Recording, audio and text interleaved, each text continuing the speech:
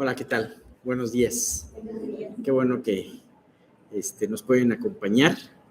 Hoy no vamos a tener mucha gente por algunas circunstancias, pero vamos a orar para que Dios bendiga el estudio y sobre todo que no tengamos ninguna interrupción, ninguna distracción, que es lo más importante. Señor, pues te queremos dar muchísimas gracias porque nos tienes aquí reunidos, aunque ahorita somos poca gente. Te queremos pedir, Dios, que los que están por llegar puedan hacerlo sin ningún problema. Te suplicamos, Padre, que cada uno de los que estamos aquí podamos estar concentrados en lo que se dice y sobre todo seamos tocados por el mensaje que tienes para nosotros. Te queremos pedir, Padre mío, que tú guardes a las personas que no pudieron venir, que tú permitas, Señor, que ellos puedan ser constantes, Señor, en el estudio de tu palabra. Primeramente, Señor, en sus tiempos a solas contigo, para después poder estar pues con las pilas cargadas, con el espíritu lleno, Señor, cuando vengan aquí al estudio. Te queremos pedir que tú bendigas las instalaciones de este hotel y que tú nos sigas dando gracia para aquí seguir teniendo nuestras reuniones. Guía no solamente este salmo, sino también, Dios, con tu espíritu, conéctalo, Padre, a la predicación que vaya a dar Miguel. Y Dios, pues sobre todas las cosas, llénanos de tu espíritu para poder aprender de ti a través de tu espíritu, Señor, lo que tú tienes para nosotros. Te lo pedimos en el nombre de tu Hijo Jesús. Amén. Amén. Entonces estamos viendo este salmo de alabanza que es atribuido a David y que inclusive se piensa que por la forma como aparece en contexto en el libro de Crónicas, que fue festejando, celebrando aquella transporte del arca de la casa de Obed-Edom hacia Jerusalén. Vemos como David, una de las formas de poder hacer este cántico es recordar las maravillas que Dios ha hecho anteriormente. Justo en la mañana estaba yo meditando de una cierta etapa en mi vida cuando me acababa de convertir y cómo Dios fue haciendo su trabajo en mi vida en ese tiempo, y me gusta mucho recordar esto porque también de esas victorias pasadas, aunque no solamente las victorias deben de ser pasadas, pero de esas victorias pasadas sirven para alentarnos y saber que si Dios fue fiel en un tiempo anterior, lo va a seguir siendo, y en las pruebas que vienen a futuro lo va a seguir siendo. Es algo maravilloso, es lo que hace Dios con nosotros. Bien, vimos en esa primera parte, estamos viendo toda una parte en donde en donde David habla de la historia de Israel. Yo pienso que era muy importante en este tiempo y en este cántico hablar de esta historia de Israel. Mencionó al momento de transportar el arca, era un momento muy importante en la vida de Israel, ya que el transportar el arca era ir reviviendo eso que era lo más importante para Dios, que era la adoración. La presencia de Dios entre ellos, el llegar delante de Dios y adorarlo. Dios a Moisés le dio promesas y mandamientos, y un mandamiento muy importante era que el lugar del arca, que debía de estar junto al tabernáculo, iba a ser un lugar en donde iba a ser puesta por Dios ahí, en ese lugar en Israel tenía que estar, y el pueblo tenía que ir cuando menos 3 veces al año para poder celebrar las fiestas. ¿Y sabes qué era lo más importante de las fiestas? Regocijarse en el Señor. Entonces ahí irás, comerás y te regocijarás con el Señor. Sí, lo más hermoso y el regalo que tenía Dios para con nosotros era poder llegar delante de su presencia, recordar sus promesas y podernos regocijar con Él. Nuestras reuniones en la iglesia, lejos de una cosa impuesta, aunque es nuestro deber poder congregarnos, nos lo pide la palabra, pero debe de ser un momento de poder compartir y alegrarnos con el Señor. Nuestra relación con Dios debe de basarse en ese gozo. Claro, no podríamos tener gozo si tenemos algo pendiente, si tenemos pecado pendiente o si no tenemos una relación con Dios.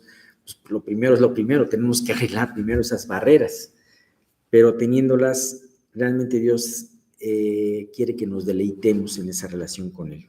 Habíamos hablado de que en toda la tierra están sus juicios y hacía una referencia a la vida de Daniel. Ajá. ¿Y por qué recuerdo de la vida de Daniel? Porque vamos a hablar el día de hoy acerca de otro personaje de la Biblia que tuvo un parecido sorprendente con Daniel. Vamos a hablar hoy de José. ¿Qué habíamos hablado de Daniel anteriormente? Habíamos hablado de que era un joven, prácticamente un adolescente, cuando fue tomado por la gente de Babilonia y fue llevado a la ciudad de Babilonia. Y entonces este adolescente era un muchacho que tenía mucho futuro por delante cuando estaba en Israel. Era un príncipe de Israel, era una persona que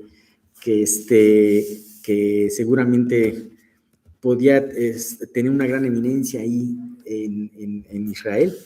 Sin embargo, al ser llevado a Babilonia, aparentemente su futuro estaba terminado. Ser como esclavo, ser como cautivo.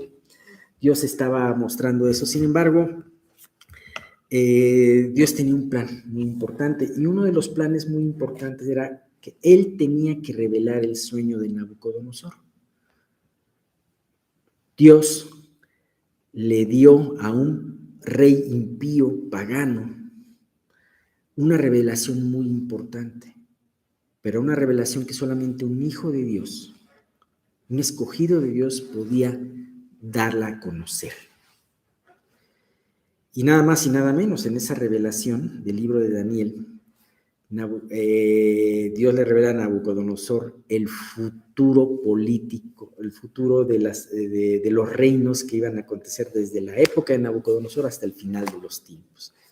Pequeña revelación que Dios le da, ¿no? En el libro de Daniel hay dos cosas muy importantes. A través del sueño de Nabucodonosor podemos conocer el futuro político, por así decirlo, desde esa época hasta final del tiempo, y a través de las visiones que tuvo Daniel en su ancianidad. En la segunda parte del libro de Daniel podemos encontrar la revelación de los movimientos espirituales, de los movimientos en el reino de Dios que se iban a tener desde ese momento hasta el fin del tiempo. Qué impresionante, ¿no? Cómo Dios maneja las cosas, ¿no? Y bien, pues vamos a leer esta segunda parte, aunque son muchos versículos, pero no nos vamos a tardar mucho. Bueno, del 16 al 25 vamos a ver hoy. Dice: trajo hambre sobre la tierra y quebrantó todo sustento de pan. Ya habíamos hablado de los patriarcas, y habíamos hablado que ellos siguieron las promesas de Dios, pero de repente viene la parte en donde Dios trae hambre, y esto propicia un cambio muy importante. Vamos a seguirlo viendo. Entonces, envió un varón delante de ellos, a José, que fue vendido por siervo.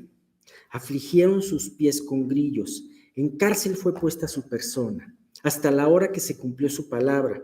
El dicho de Jehová le probó. Envió el rey y le soltó, el señor de los pueblos, y le dejó ir libre. Lo puso por señor de su casa y por gobernador de todas sus posesiones, para que reprimiera a sus grandes como él quisiese, y a sus ancianos enseñara sabiduría. Después entró Israel en Egipto, y Jacob moró en la tierra de Cam, y multiplicó su pueblo en gran manera, y lo hizo más fuerte que sus enemigos. Cambió el corazón de ellos para que aborreciesen a su pueblo, para que contra sus siervos pensasen mal. Entonces podemos ver aquí esta etapa muy importante entre que Dios, a través de una gran hambre en toda la tierra, propicia que un gran cambio, que Israel se mueva hacia Egipto, hasta el momento en donde, muchos años después, los egipcios hacen esclavos a los israelitas, ¿no? Entonces, esa es la parte que aparenta aquí. Entonces, bueno, vemos, volviéndonos a la época de los patriarcas, vemos que Dios hace de la historia un giro muy sorprendente. Habíamos visto a través del sueño de Nabucodonosor la semana pasada, porque dice, tus juicios están sobre toda la tierra, cómo Dios es dueño y es diseñador de toda la historia. Nosotros lo sabemos por fe, pero es impresionante al verlo en la palabra, cómo se ha cumplido exactamente como Dios lo dice. Entonces, Dios trajo a Abraham y a través de él y sus hijos empezaron a tener y a multiplicarse en la tierra de Canaán. Ajá, esa era la tierra de su posesión. Sin embargo, iba a haber un giro sorprendente. Ellos iban a tener que abandonar la tierra de Canaán. Qué impresionante. De alguna manera Dios se lo había dicho a Abraham y le dijo, la tierra no te la voy a heredar en este momento. Vas a estar pisando por fe lo que en un momento determinado, después de muchos años, van a ser de tus descendientes, pero no te va a tocar a ti verlo. Sin embargo, sí recrearte en las promesas de Dios. Y aún a Abraham, Dios le lo puso por antecedente, ellos van a ser sojuzgados por un pueblo, van a padecer durante 400 años hasta que se cumpla hasta que la maldad de los habitantes de Canaán llegue a su máximo, al momento en que se tenga que ser juzgada. Entonces yo voy a traerlos de ahí de nuevo y los voy a traer aquí. Y seguramente Abraham va a haber quedado muy confundido de todo esto, ¿no? Ajá. Más sobre todas las cosas, porque Abraham tenía muy claro que ellos se tenían que quedar ahí en la tierra. De hecho, cuando Abraham le busca esposa a su hijo Isaac, le dice, a través de su siervo, el siervo le dice, ¿qué pasa si la mujer que contacte no quiere venir aquí? Y entonces Abraham le dijo, déjala, pero por nada te lleves a mi hijo allá, a la otra tierra. Entonces, era algo muy importante, o sea, hubo un tiempo en donde la voluntad de Dios era que Abraham y sus descendientes se quedaran en ese lugar en Canaán. Sin embargo, Dios, que es el dueño de la historia y de todas las circunstancias, de repente da un giro sorprendente. Hemos tenido aquí en la iglesia varios giros que muchas veces no nos han gustado, pero hemos tenido, estábamos muy contentos, muy a gustos en el Hotel del Bosque, ¿verdad? De repente nos lo cierran y vamos a Alden, y de repente hay una pandemia, y de repente las cosas giran de una manera impresionante que nos tenemos que llegamos aquí.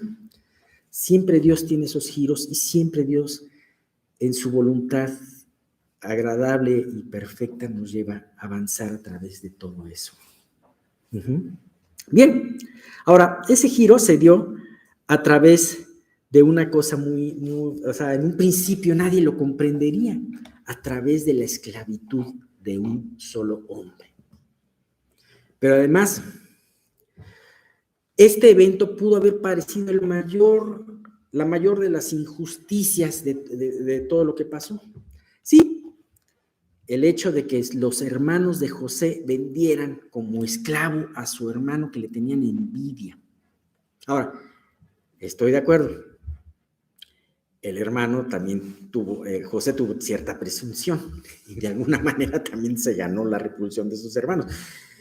Pero eso no deja de ver que fue un evento muy injusto el que le sucedió a José, porque además José honraba a su padre, ¿no? Bien, a este terrible acontecimiento en la vida de José, el ser primero casi matado por sus hermanos y después ser vendido como esclavo, le siguió el ser difamado de una manera injusta.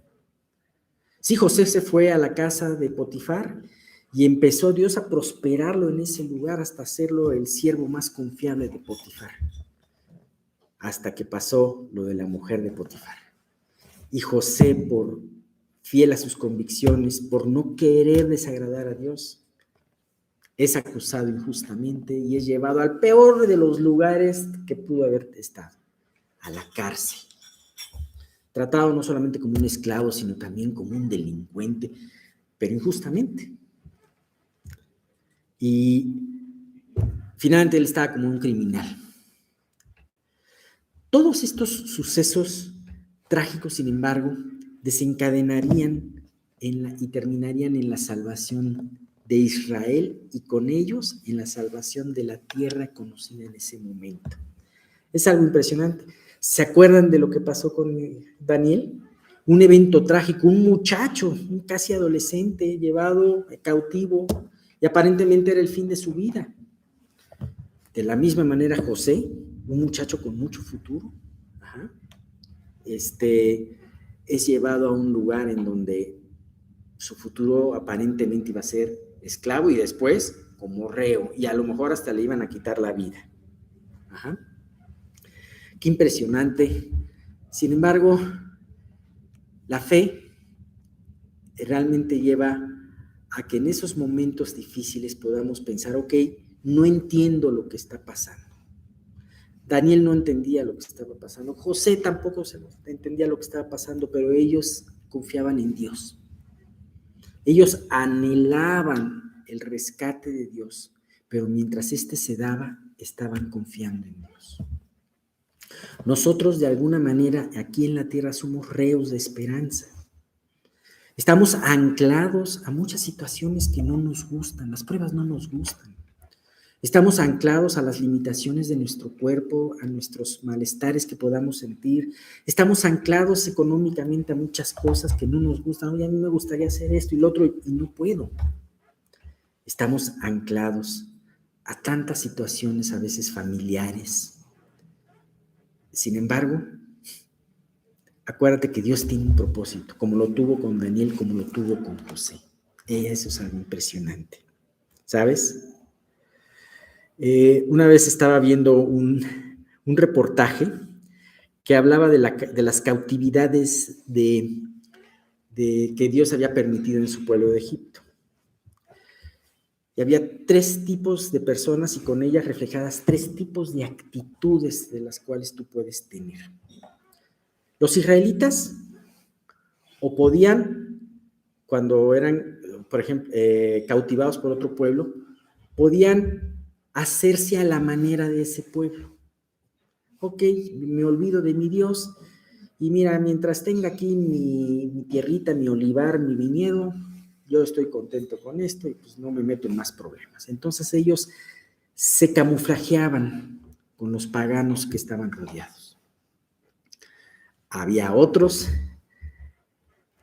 que estaban muy enojados, eran muy patriotas y querían matar a los que estaban a sus cautivos.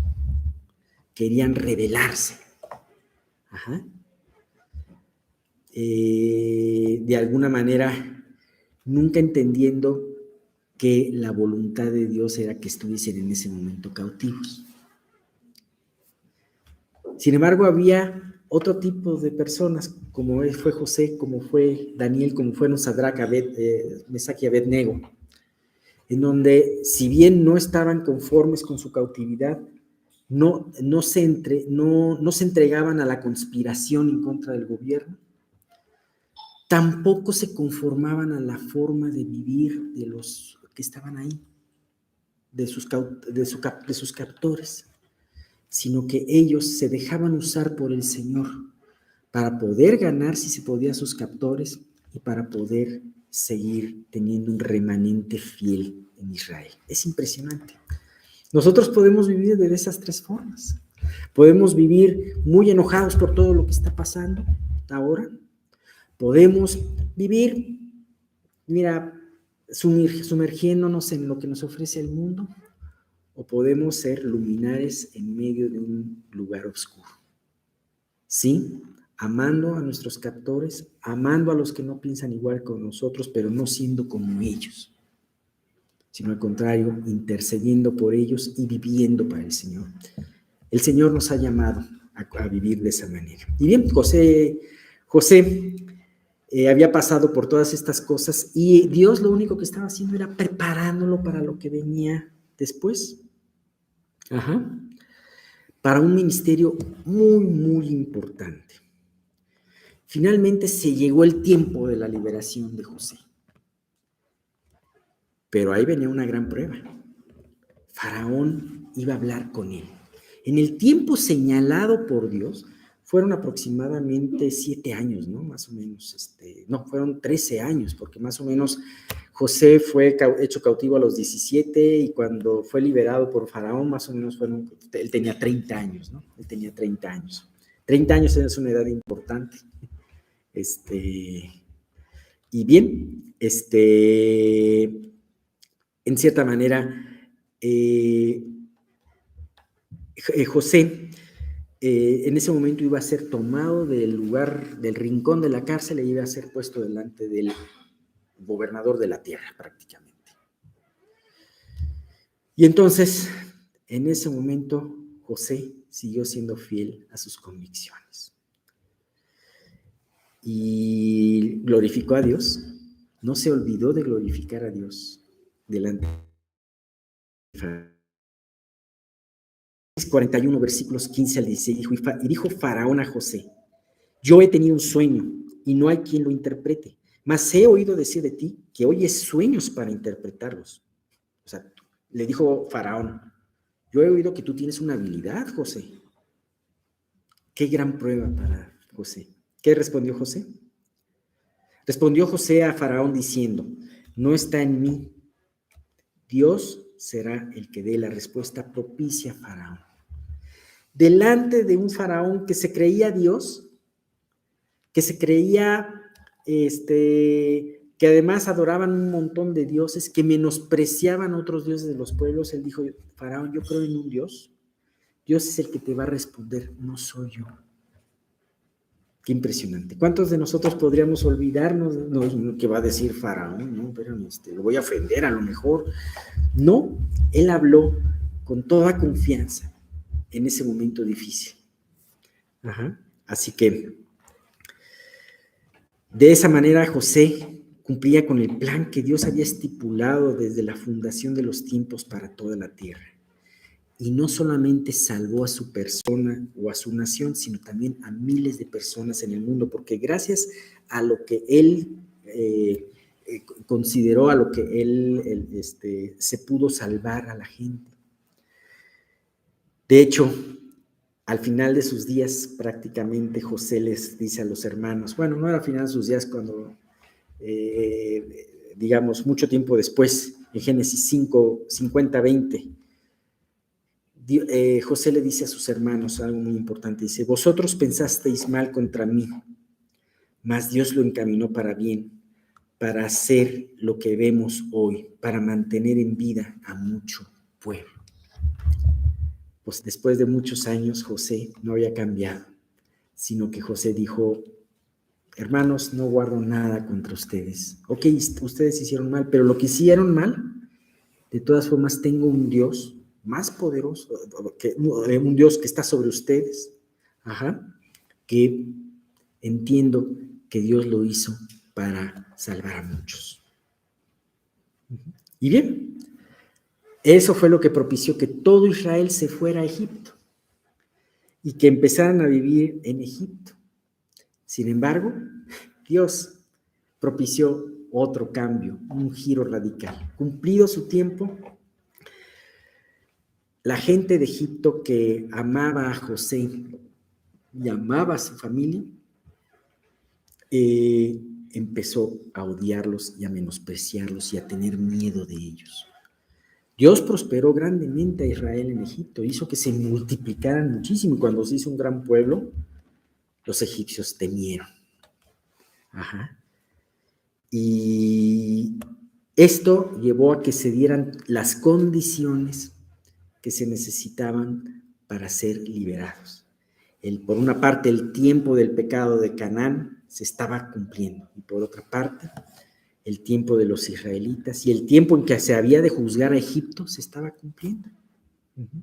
¿Cuántas veces no vemos que sucede algo y al mismo tiempo suceden otros eventos colaterales que están juzgando nuestras vidas, que están juzgando la vida de los que nos rodean, y que vemos cómo Dios mueve las cosas, ¿no?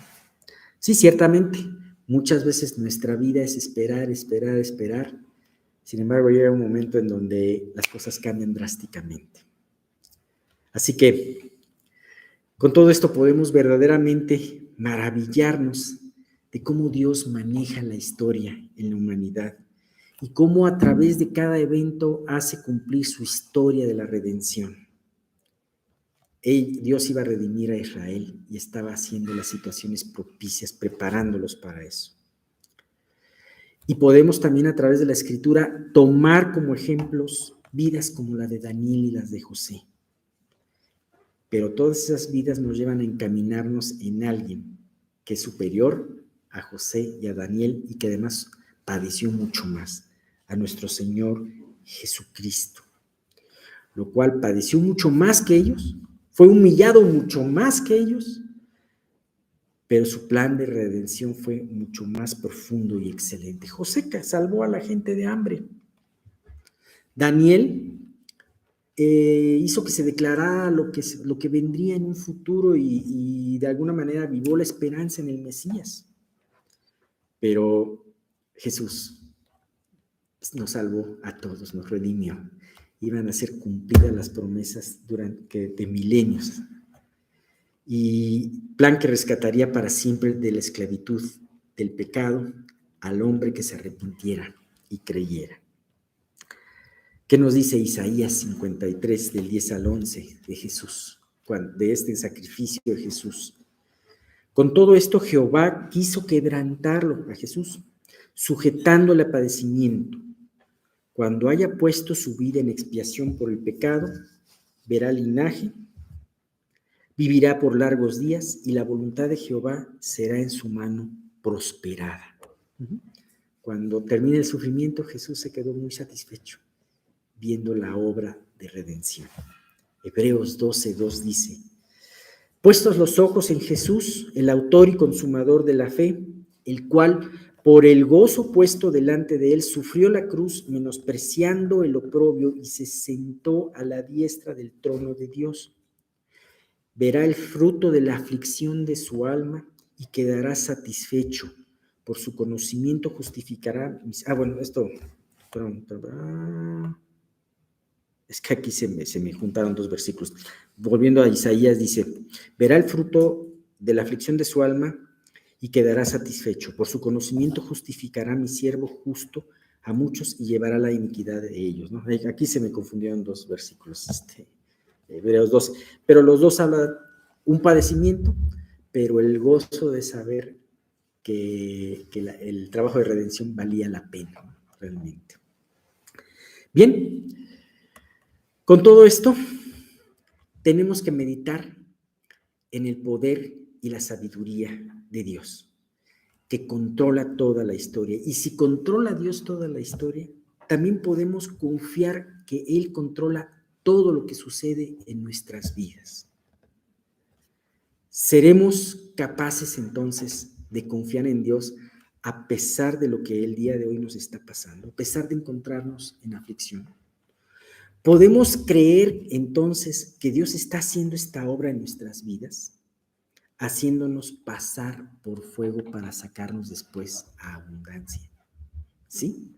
El fuego no nos gusta, pero después del fuego, después de la estrechez, viene la abundancia. Nos quedamos por último con un salmo, el Salmo 66 del 10 al 12. Esta parte me acuerdo cuando la comentamos en los salmos, y me encantaba, me gustaba mucho, porque les hablaba en aquel entonces de cómo se templaba una espada, cómo se templa el acero para quedar mucho más duro, ¿no? Primero se pasa por fuego y después se enfría, y eso hace que ese material quede mucho más resistente. Dice: porque tú nos probaste, oh Dios, nos ensayaste como se afina la plata. Nos metiste en la red, pusiste sobre nuestros lomos pesada carga. Hiciste cabalgar hombres sobre nuestra cabeza. Pasamos por el fuego y por el agua y nos sacaste a abundancia. Qué hermoso es Dios, que nos hace saber y tener esta esperanza. No te preocupes, Dios te va a sacar a abundancia. Bien, pues continuemos con nuestro estudio de 1 Corintios 13. Hay un pasaje que dice, que todos seguramente conocen: levántate tú que duermes, y te alumbrará Cristo. Y muchos de nosotros podemos estar viviendo una vida, un estado de letargo espiritual por no aprender a depender de Dios. Para eso, de hecho, son las pruebas de la vida y estas nos hacen crecer y abundar en amor, como dice Pablo, para que podáis crecer y abundar en amor. ¿Cuál es la diferencia? O sea, ¿dónde está el paso entre apropiar y vivir el amor de Dios o que sea una teoría que nos deje solo de alguna manera naufragando? Y el paso es la fe. Y para eso son las pruebas, precisamente. Las pruebas son precisamente para ejercitarnos en la fe. Y al confiar en Dios es cuando podemos empezar a experimentar su amor. Ahorita estamos en esta parte de 1 Corintios 13. Estamos pasando de las obras muertas a las obras vivas, que representan el amor. Pero nosotros tenemos que darnos cuenta que en la vida efectivamente tenemos presiones, pero que las presiones son las que propician que nos volvamos responsables en la medida que aprendemos a depender de Dios. En teoría todos sabemos que la vida cristiana Dios la produce. Eso es en teoría. Y lo que Dios quiere enseñarnos es que Él quiere vivir nuestra vida. Esto es, Él quiere influenciarnos de tal manera que sea Él en nosotros y no nosotros en nosotros mismos.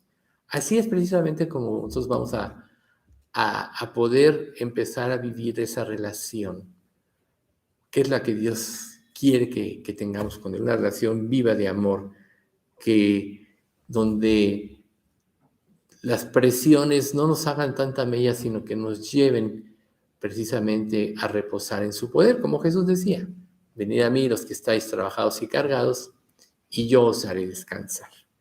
Entonces, nosotros podemos volvernos en un sentido inactivos. Es muy fácil que nos relajemos, es muy fácil que en nuestra mente recibamos, pero no haya una reacción. En realidad, todo lo que Dios nos revela es para que nosotros actuemos. Recuerden, a toda acción corresponde una reacción. Y aplicado eso al cristianismo, quizá podamos nosotros preguntarnos: ¿qué tanto estoy reaccionando a aquello que Dios me está revelando? Recordando, estamos hablando de los dones espirituales. Capítulo 12 de 1 Corintios se mencionan los dones, la mayoría de ellos. 13 podríamos decir que es la sal que le da sazón a todas las cosas. Y el 14 son normas que se deben de seguir. Pero solo son unos pocos los que llegan a triunfar en los términos del mundo. ¿Sí? Podríamos decir que es un porcentaje, según estadísticas, de un 5 o 6%. El cristianismo es algo parecido. ¿Quién realmente es aquel que va a poder tener victoria en esta vida sobre este mundo, las presiones que ejerce sobre las huestes espirituales de maldad? Pues aquel que aprovecha las oportunidades que Dios le brinda, las pautas que Dios da en la vida para que nosotros cambiemos. Nosotros podemos escuchar muchas buenas predicaciones. Hoy vemos que en YouTube hay muchas, hay buenas, hay malas, pero realmente puedes venir a la iglesia aquí constantemente, que es lo más adecuado porque aquí es donde está la presencia viva del Espíritu Santo. Pero realmente, ¿qué es lo que te va a motivar a cambiar? Entonces vamos a ver un ejemplo, usando la historia de Israel. Cada día vamos a hallarle más sentido a por qué Dios escribió tantas historias respecto al pueblo judío.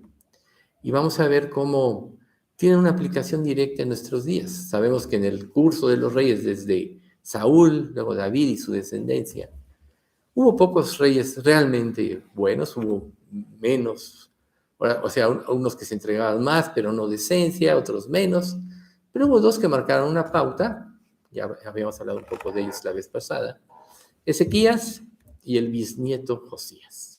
Hoy vamos a hablar un poco de Ezequías.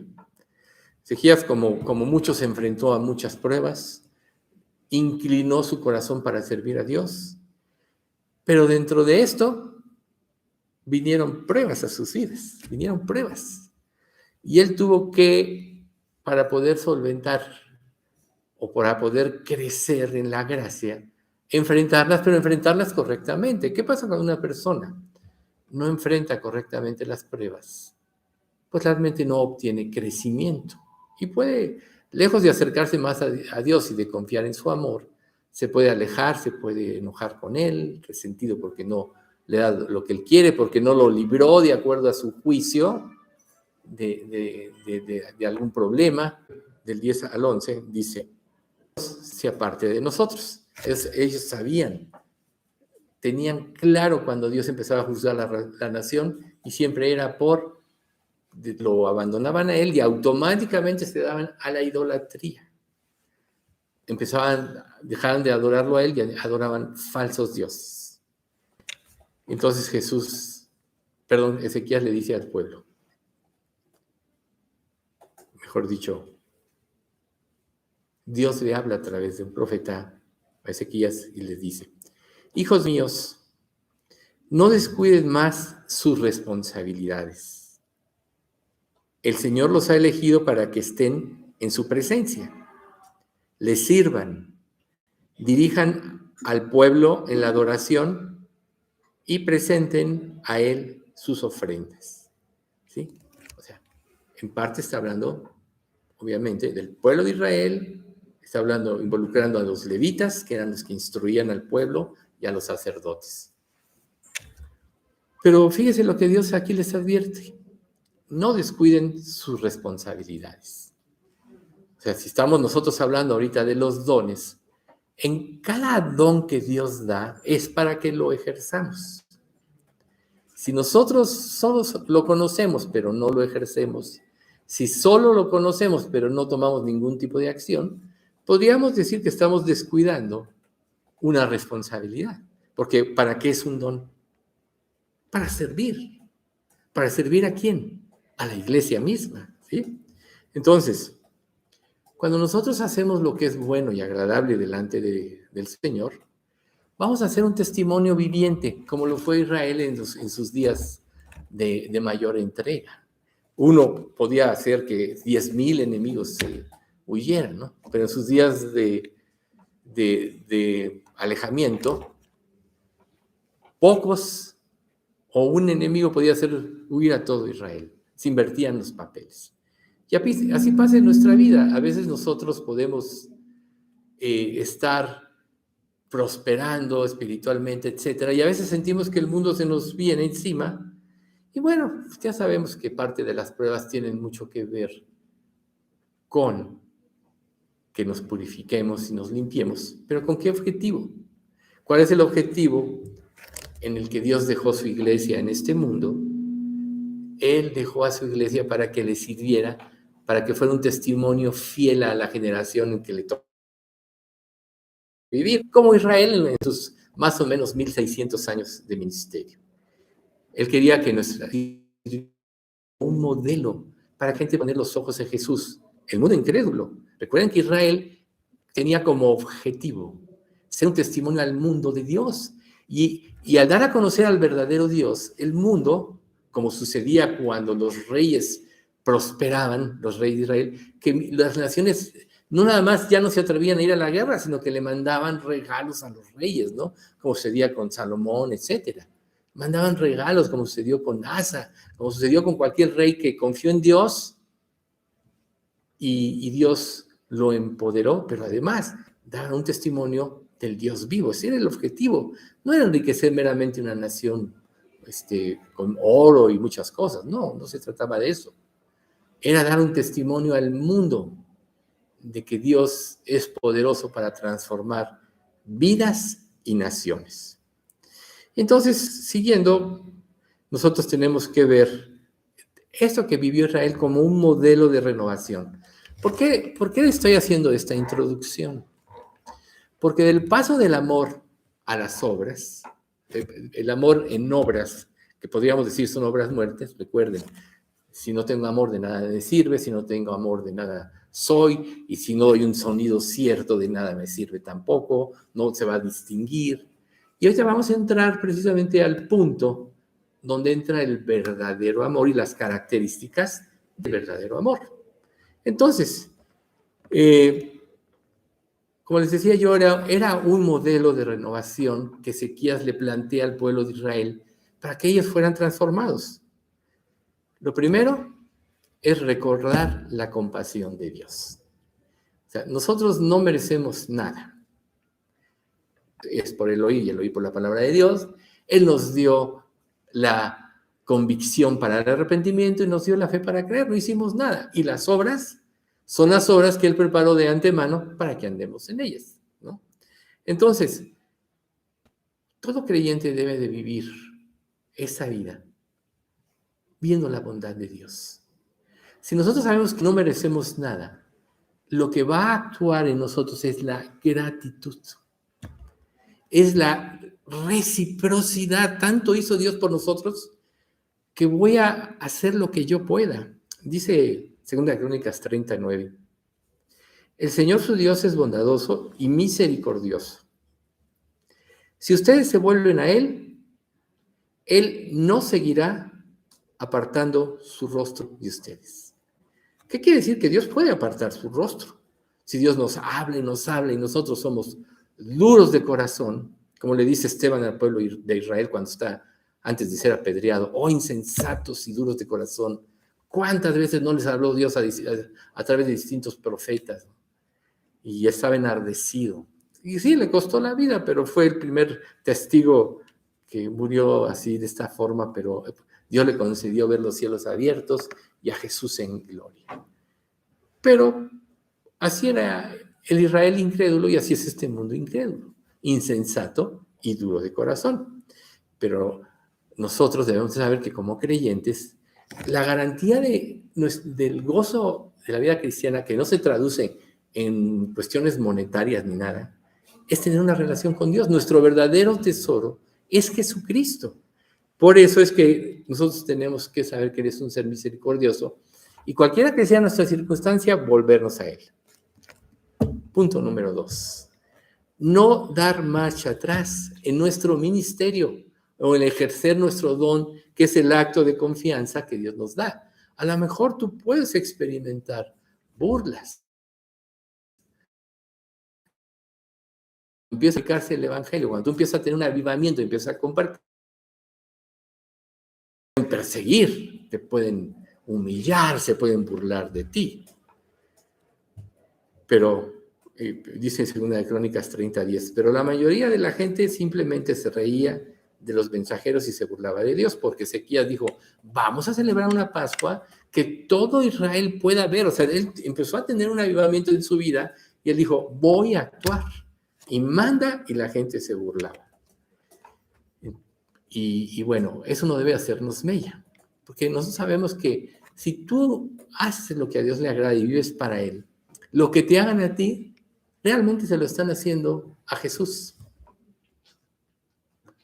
Tratándose del Evangelio, obviamente, de la predicación y del servicio a Dios, todo lo que te haga el mundo incrédulo, se lo hacen a Dios.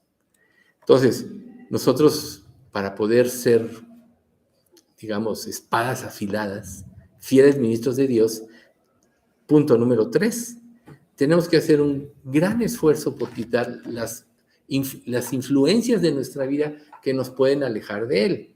Aquí volvemos a 2 de Crónicas 30:14 y 31:1, que dice, pusieron manos a la obra y quitaron todos los altares paganos de Jerusalén. Sacaron todos los altares del incienso y los arrojaron al valle de Cedar. Las ciudades de Judá, Benjamín, Efraín y Manasés destrozaron todas las columnas sagradas, derribaron los postes dedicados a la diosa Acera y quitaron los altares y los santuarios paganos. Después de esto, los israelitas regresaron a sus ciudades, cada uno a su hogar. Nuestra vida puede estar llena de situaciones que apagan nuestra espiritualidad. Y como estamos acostumbrados a ello, las minimizamos, no les damos importancia. Pero cuando realmente una persona quiere servir a Dios, tiene que haber una limpieza en su vida verdadera. Recuerden, la Escritura dice, sed santos, porque yo, Jehová el Señor, soy santo. Y sin santidad nadie verá al Señor. Por tanto, la única manera de tener una comunión íntima y estrecha con nuestro Creador tenemos que hacer una limpieza profunda de nuestras vidas. Tomar acción, ¿sí? Manos a la obra. Por eso introduje esta plática con este pasaje de levántate, despiértate tú que duermes y levántate de los muertos y te alumbrará Cristo. Porque si nosotros no despertamos espiritualmente, si no limpiamos nuestras vidas, nos va a pasar la vida. La vida se pasa. Uno la puede ver cuando es joven muy larga, pero cuando empiezan a pasar los años se da cuenta que no está.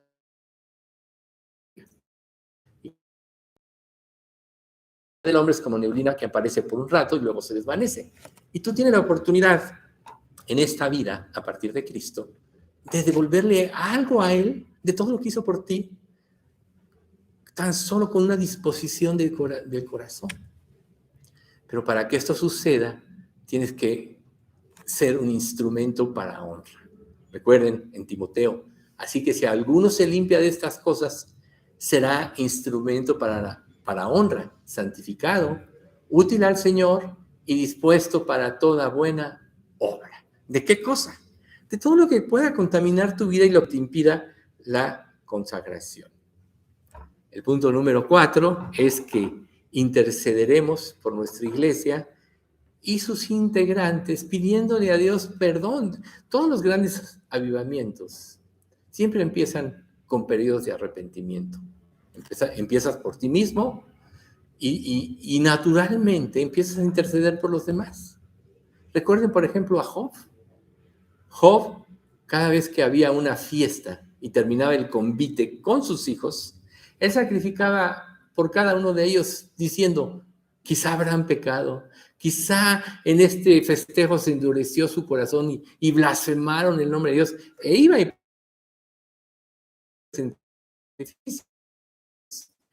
nosotros tenemos que estar incidiendo constantemente porque la fuerza de una iglesia, ya hablamos, hemos hablado de anterioridad, tenemos que tener una misma mente y un mismo parecer, y esto solo puede ser si todos vivimos conforme a los principios de la palabra, si todos tenemos la mente de Cristo, si hemos nacido de nuevo y el Espíritu Santo rige nuestras vidas y nos alimentamos cada día con su palabra.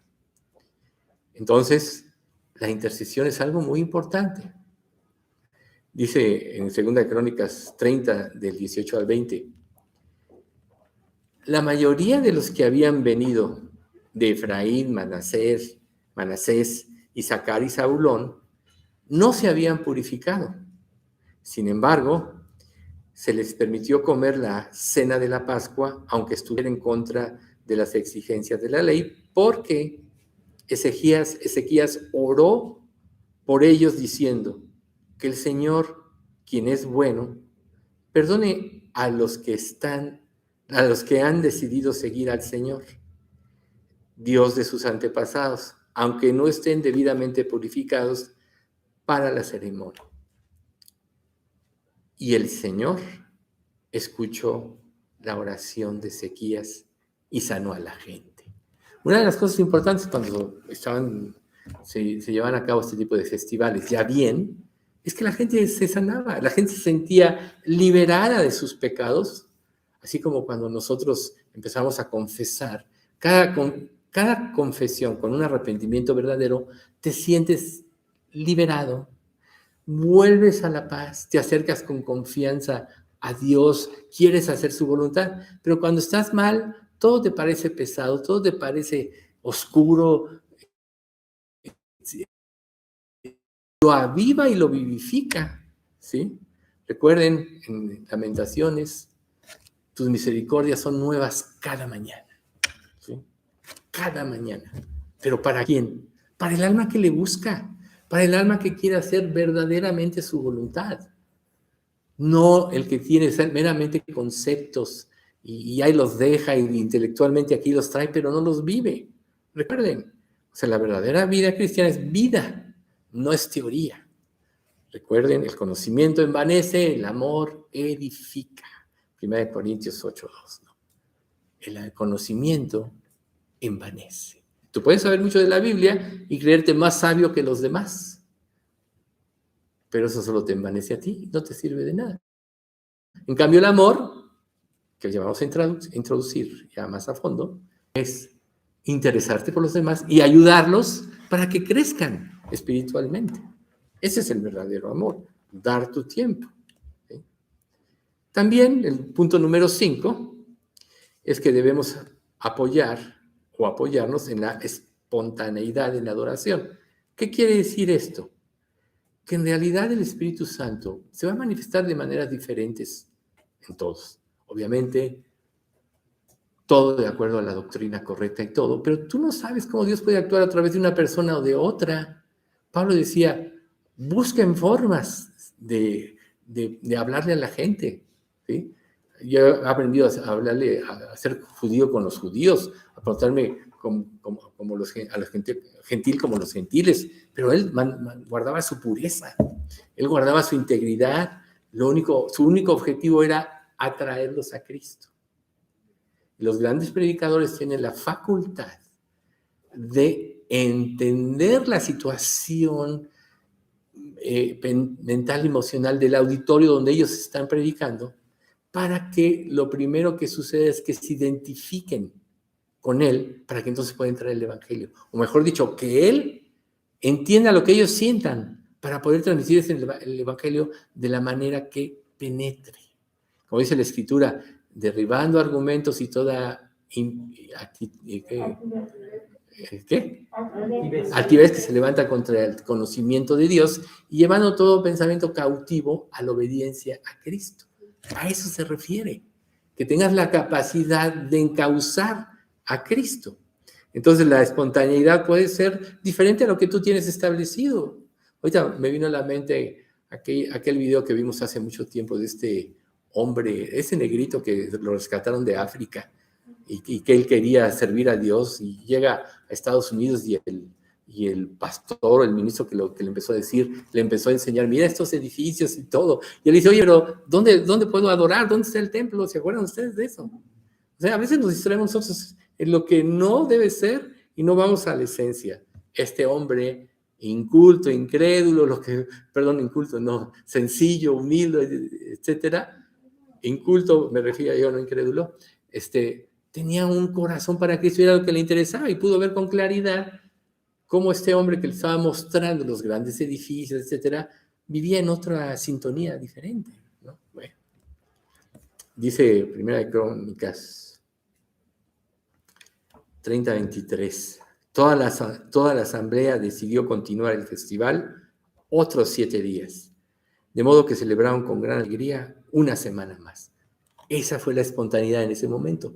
Estoy tan a gusto con el Señor que vamos a pasar más tiempo con el Señor. Cuando tú, por ejemplo, tú puedes adorar, puedes tener tus tiempos devocionales y muchas cosas. Pero ¿cuándo ha pasado que quieres más y más? Por ejemplo, en un tiempo de oración, más y más y no quieres despegarte de ahí porque de alguna manera llegaste a la presencia del Señor. Sentiste que tuviste comunión, derramaste tu corazón y sentiste ese contacto. Es precisamente lo que pasó con el pueblo de Israel aquí, que ellos sintieron, o sea, se gozaron tanto de haber revivido la adoración verdadera a Dios que quisieron más. ¿Cuántas veces tú quieres más realmente? Lees un poco y quieres leer más, y quieres leer más. Recuerdo un comentario de una persona que yo empecé a enseñar en la Biblia, ya murió hace muchos años, que me platicaba. Él era un distribuidor de mercancía y trataba con muchos judíos. Pero un día lo hizo esperar mucho a uno. Él se acaba de convertir y estaba leyendo la Biblia. Oiga, perdón, no se preocupe. Dice, tardó 3 horas en recibirme. 3 horas, me platicó este señor. Pero yo estaba en mi Biblia, metido, dice, se me pasó el tiempo. Ya cuando me atendió, ya hice en 5 minutos el negocio que teníamos que hacer. Y el señor se disculpa y se disculpa. Le digo, no se preocupe. Yo estaba leyendo la Biblia, tenía mi tiempo con Dios, y le dio oportunidad de alguna manera de dar testimonio de Cristo. Entonces, cuando nosotros limpiamos nuestra vida, cuando realmente empezamos a tener esa comunión íntima y estrecha, entonces nosotros vamos a contribuir con generosidad en la obra de Dios, dando que nuestra vida, nuestro tiempo, ¿sí? Viendo por las necesidades de la obra. Yo ya les he dicho muchas veces, no es tanto que, o sea, las ofrendas son muy importantes, pues de aquí se paga el salón y todo, pero a lo mejor ves tú a un hermano que tiene una necesidad y dices, voy a cooperar con él, ¿sí? No tienes que andarlo publicando, Dios lo pone en tu corazón. Algunas personas a mí, a lo largo del tiempo me han consultado, oye, yo veo esa necesidad en fulanito, ¿qué hacemos? Le digo, pues si Dios puso en tu corazón, pues ayúdalo, resuélvele esta situación. Y no necesariamente todo es dinero, a lo mejor apoyo en algunos tipos de cosas que se quieran, ¿sí? Entonces, cuando Ezequías convoca y empieza a suceder todo esto, pasa algo muy importante en 2 de Crónicas 31:3, que dice, el rey también contribuyó personalmente con animales para las ofrendas quemadas diarias de la mañana y de la tarde, para los festivales semanales de los días de descanso y para los festivales mensuales de Luna Nueva, como también para todos los demás festivales anuales establecidos en la ley del Señor. O sea, ¿qué quiere decir esto? El rey también contribuyó. Él no estaba acostumbrado solo a recibir. O sea, solo recibir no te hace crecer. Tú tienes que aprender a dar. Primero te tienes que dar al Señor y luego viene todo lo demás. Si no te das al Señor, todo lo vas a cuestionar y todo te va a doler muchas cosas, pero cuando te das, entonces vas a ver que todo el pueblo, como cuando iban a elegir el tabernáculo, que se les pidió que cooperaran con todo lo que tenían, dice, y el pueblo contribuía y sobró, y hasta le dijeron al pueblo, ya no más, ya no den más. O sea, esos son los corazones dispuestos. Eso es lo que enriquece una iglesia. Y no estoy hablando de cosas monetarias o materiales, necesariamente. Estoy hablando de nuestra vida, del verdadero amor. Entonces, tú tienes que meditar que si alguna de estas cosas hace falta en tu vida, tienes que examinarte y ver de qué manera podrías tú empezar a incorporarte en la obra del Señor, renovar tu compromiso con Él. Una de las características de Israel era que siempre estaban renovando su entrega y su compromiso con Dios. Pero ¿cuál es tu verdadero compromiso? Imagínate que tú te casaras y le dijeras a tu cónyuge, oye, ahí nos vemos dentro de un mes, ¿no? Vamos a seguir viviendo cada uno nuestra vida y luego nos vemos un ratito. O sea, eso sería todo menos un matrimonio. ¿Cuál es el anhelo del verdadero matrimonio? Compartir una vida. Luego vendrán los hijos y compartirán todo lo que tienen para con los hijos, etc. Un matrimonio que no es así no va a funcionar, no va a prosperar, se va a debilitar, se va a destruir, o al poco tiempo van a ser personas oscuras, frías, que estén juntos por costumbre o por compromiso con los hijos a lo largo de los años. Todo va a ser oscuro, gris y tenebroso. Pero un matrimonio donde la pareja se renueva cada día, pueden pasar 50 años y su relación ser mejor que cuando empezaron. Así es como Dios quiere que sea nuestra relación con Él. Obviamente, el matrimonio, recuerden, fue instituido por Dios para darnos un ejemplo de la relación que Él quiere vivir con nosotros. Esto es, cuando tú vienes a Cristo, tú tomas matrimonio con Cristo. ¿Y vas a tener un Dios de fin de semana? ¿O de media hora al día nada más? ¿O de un ratito solo porque no tienes algo mejor que hacer? ¿O solo por costumbre? Eso será todo menos un matrimonio. Un matrimonio implica una relación constante y verdadera con aquel, hablando de Cristo, que te compró con el precio de su sangre. Segunda de Crónicas 31, 20 y 21. De esta manera, el rey Ezequías manejó la distribución en todo Judá, haciendo lo agradable y bueno a los ojos del Señor su Dios. En todo lo que hizo para el servicio del templo de Dios y en sus esfuerzos por seguir las leyes y los mandamientos de Dios, Ezequías buscó a su Dios de todo corazón. Y como resultado, tuvo mucho éxito. Éxito espiritual es lo que nosotros necesitamos para poder entender o apreciar o percibir el amor de Dios. Tenemos que darlo todo. Mientras más te vacías de ti mismo, más percibes el amor de Dios. Mientras menos te llenas de Dios, más tu egoísmo, tu orgullo fluye y rige tu vida. ¿Qué es lo que rige tu vida? Por eso es que Dios quiere que nosotros respondamos con los ojos de la fe. Recuerda que la vida cristiana es una vida de fe, porque tú nunca vas a entender en teoría lo que se dice en la Biblia. Tú vas a entender cuando creas, y creer significa estructurar tu vida o acomodarla de acuerdo a lo que Dios te enseña y te revela. Una persona que tiene mucho conocimiento, reitero, 1 Corintios, el conocimiento envanece. El amor edifica. Lo que verdaderamente puede llenar tu vida es el amor. Y tú tienes que aprender a ver tu vida de acuerdo a lo que Dios tiene planeado para ti en ella. No vas a ver nunca, porque todo es por fe. Quizá experimentes muchas pruebas, pero ¿qué te va a sacar de las pruebas? Creer en el amor de Dios. Creer en que su plan es perfecto, como dice Filipenses 1:6, el que comenzó en vosotros la buena obra, la perfeccionará hasta el día de Jesucristo. Si yo realmente soy salvo, si yo realmente ya Dios me confirmó que soy su hijo, con su Espíritu Santo dándome esa seguridad, entonces yo tengo que tener la seguridad de que Dios hará su obra en mí. Entonces, ¿qué problema me puede separar del amor de Dios? Y ahí nos vamos a Romanos, ¿no? Tribulación, angustia, persecución, o muerte, o peligro, espada, hambre o desnudez.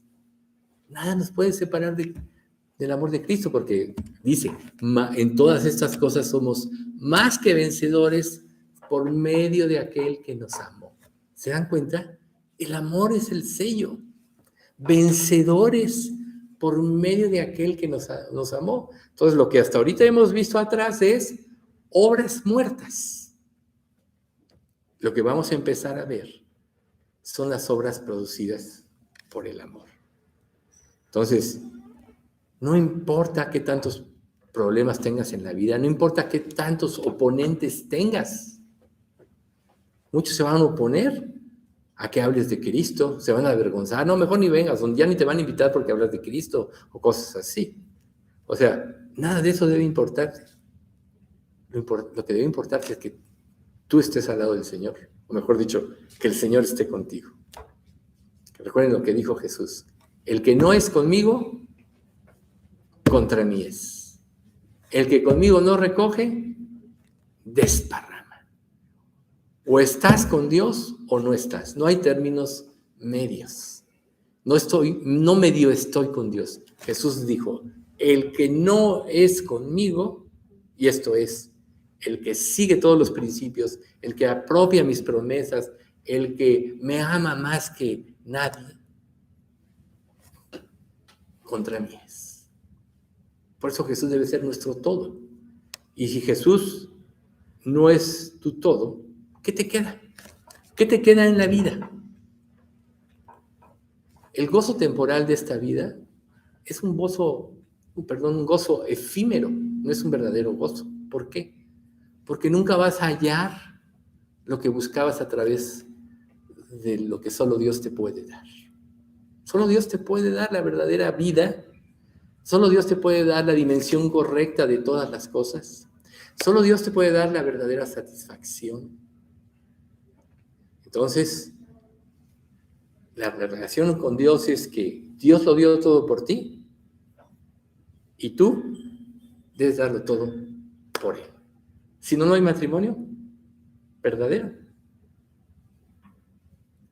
La mayoría de los fracasos en la antigüedad se deben a que las personas llegan con expectativas equivocadas. Y entonces, cuando llega la realidad, o sea, ¿por qué le llaman luna de miel? Pues porque no se conocen bien, ¿verdad? Pero cuando ya empieza la vida y empiezan los problemas, ahí es donde sale lo que cada uno es. Ahí es donde empiezan los problemas y las dificultades. Solo el que llega con la perspectiva correcta es el que va a poder salir adelante. O sea, si Dios lo dio todo por mí, yo lo voy a dar todo por Él. Y así es en el matrimonio. Si yo decido unirme en matrimonio, le voy a dar todo. Y eso hacemos con Cristo. Y entonces, cuando nosotros vivimos de esta manera, Dios nos va a dar algo muy importante, que es lo que realmente nos hace ser transformados, la fuerza de su Espíritu Santo. ¿Recuerdan? El Espíritu Santo estuvo presente en la creación del mundo y Él participó en todo.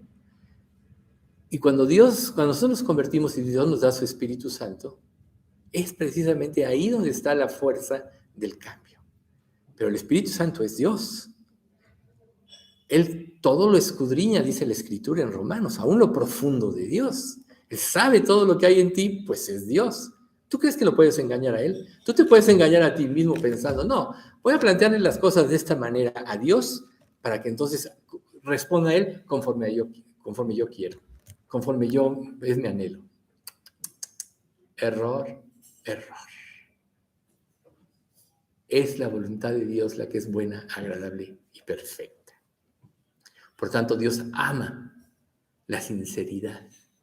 Dios ama la honestidad. Dios ama. Él amó a las personas y dio todo, y Él ama al que da todo por Él. En Zacarías 4:6 dice, entonces me dijo, el Señor dice a Zorobabel, no es por el poder ni por la fuerza, sino por el Espíritu, dice el Señor de los ejércitos celestiales.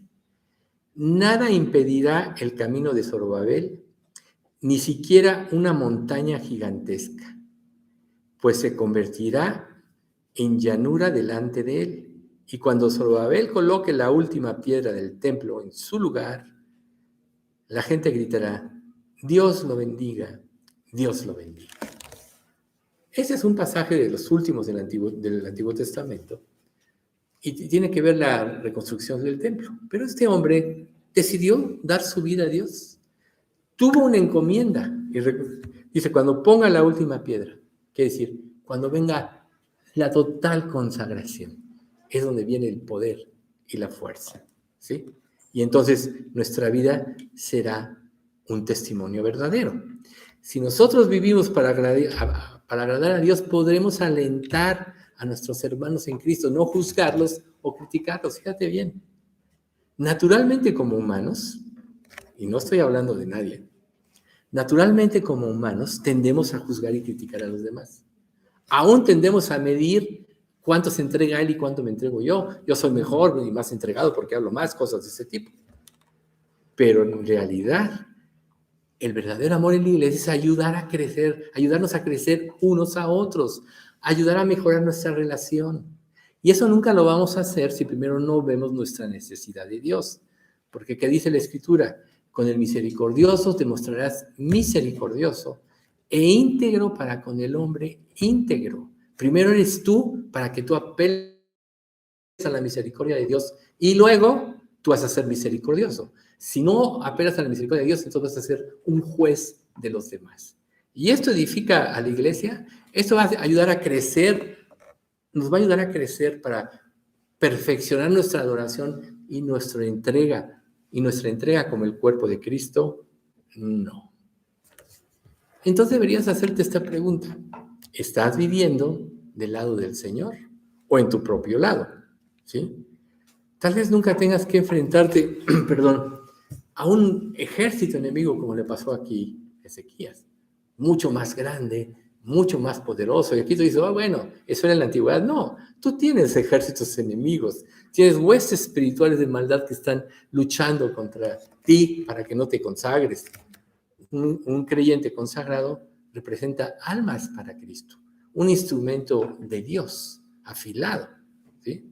O sea, nosotros cada día enfrentamos batallas, luchas, primero contra nosotros mismos y luego todo lo que viene adelante.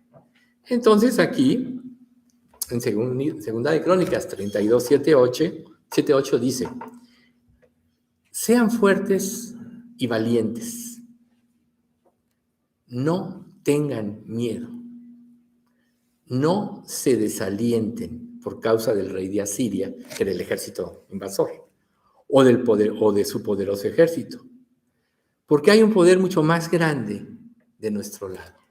¿Quién venció al mundo? Jesús.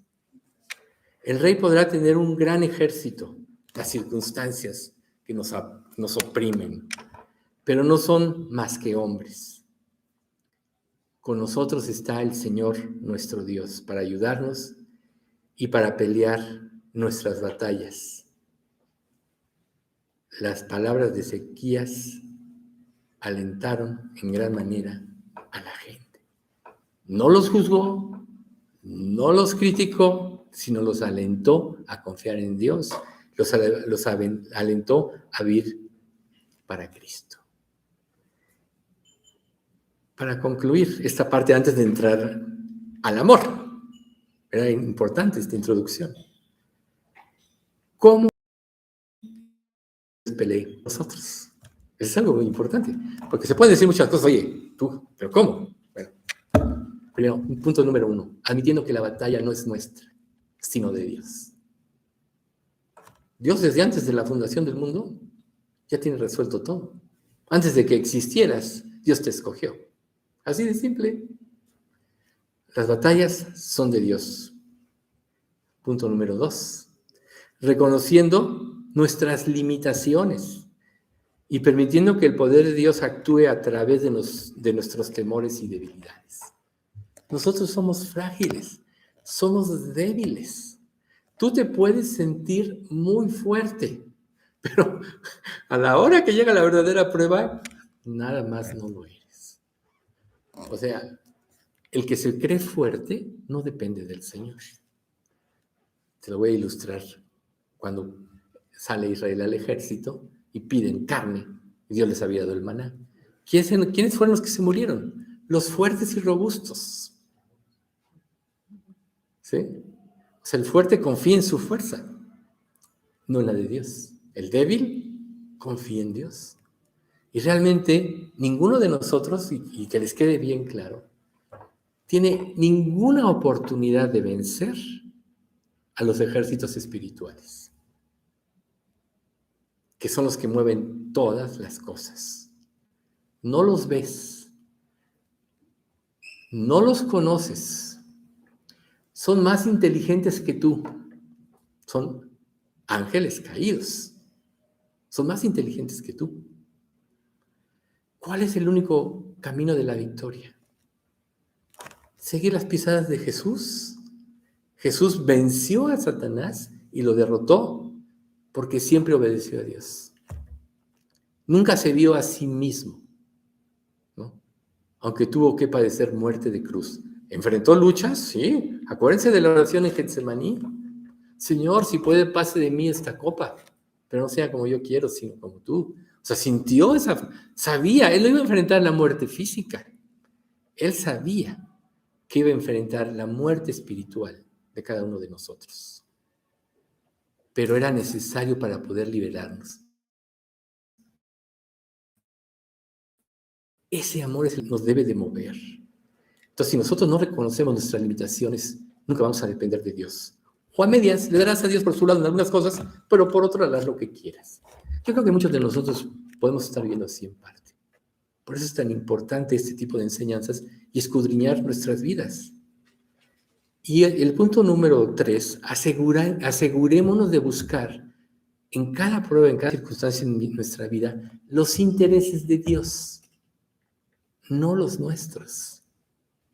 Generalmente acudimos a Dios, y tenemos que reconocerlo, con nuestros propios intereses que van cargados de nuestros propios deseos.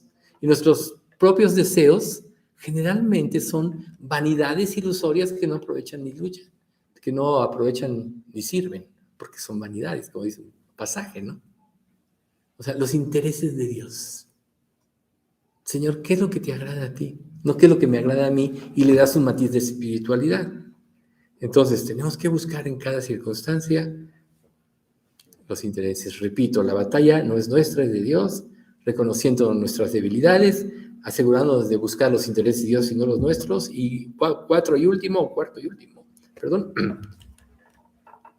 pidiéndole a Dios que nos ayude en nuestras batallas diarias. No siempre sabes tú qué vas a enfrentar en cada día, pero es un hecho que cada día sufres, o mejor dicho, experimentas luchas o batallas. Es un hecho. Algunas cosas que tú sabes, puedes pedirlas en oración. Habrá otras que ignores.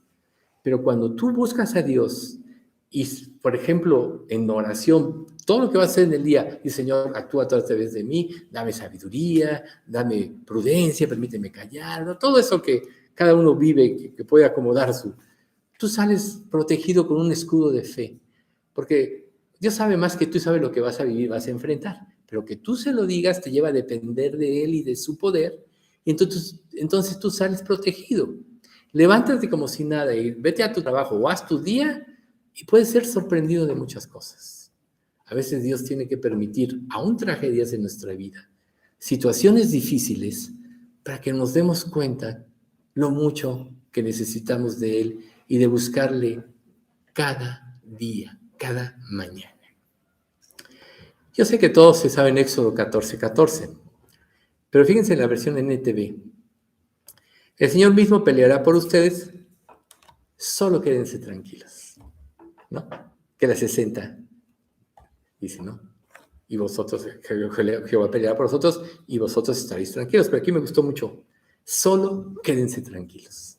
Y nunca te vas a quedar tranquilo si no dejas que Dios luche tus batallas. Siempre vas a ver, Dios, ¿en qué te ayudo? Oh, Dios, te estás tardando en responderme. No, tengo que hacer algo porque tú no respondes. A veces Dios nos lleva a esperar. ¿Y sabes por qué Dios te lleva a esperar? Para que aumente tu fe. La mayoría de hay veces que Dios no acabas de orar y ya te respondió. Yo sé que en la vida de muchos ha pasado, en mi vida ha pasado. Estás orando y ya vino la respuesta.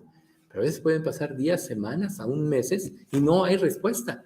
Quizás hasta años. Pero Dios a través de eso, aunque tú no lo creas, está trabajando en tu confianza.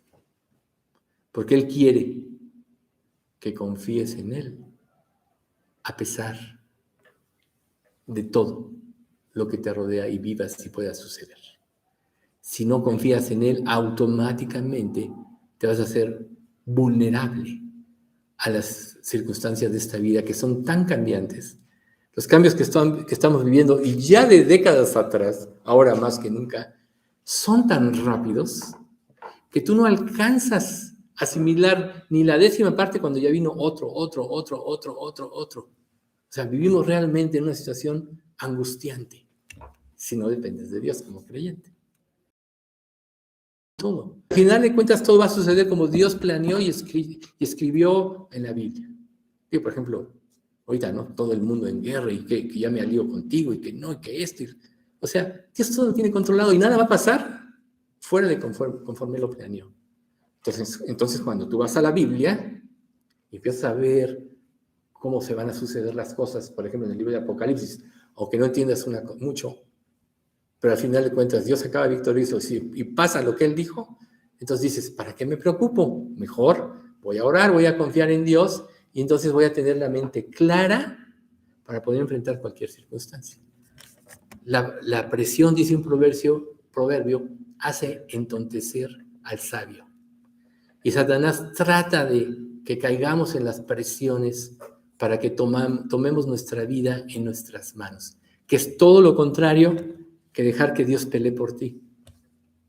Pero cuando aprendes a reposar en Dios, tienes la mente clara, tienes la visión correcta, porque no tienes la presión y la angustia de los problemas que se puedan o no resolver. Tu vida, si realmente estás en Cristo, ya está resuelta. Pero para que tú termines victorioso, tienes que seguir por el camino de su voluntad. Entonces, el fundamento, porque si no vas a entender. Vamos a dar gracias. Padre, te queremos dar muchas gracias por este estudio, gracias por este tiempo, Señor. Gracias por iluminarnos, Padre, tanto en el Salmo como en este estudio de 1 Corintios 13, de los dones. Te pedimos, Señor, que tú sigas haciendo ese trabajo en nuestras vidas que nos lleve a la victoria en Cristo y damos un corazón para amarte, danos el deseo de obedecerte en todas las cosas y que comprendamos en forma plena que todo te lo debemos a ti, Señor, que no hay nada en nosotros. Señor, bendice a nuestra iglesia. Te pedimos que traigas personas que realmente quieran vivir para ti y dar su vida por ti, Señor. Y a los que estamos aquí, permítenos ser instrumentos tuyos, purificados y limpiados de toda maldad, Señor. Limpiados de todo ídolo que pueda anteponerse a que hagamos tu voluntad. Enséñanos a adorarte plenamente a ti y solamente a ti. Padre, te pedimos todo esto en nombre de Cristo Jesús.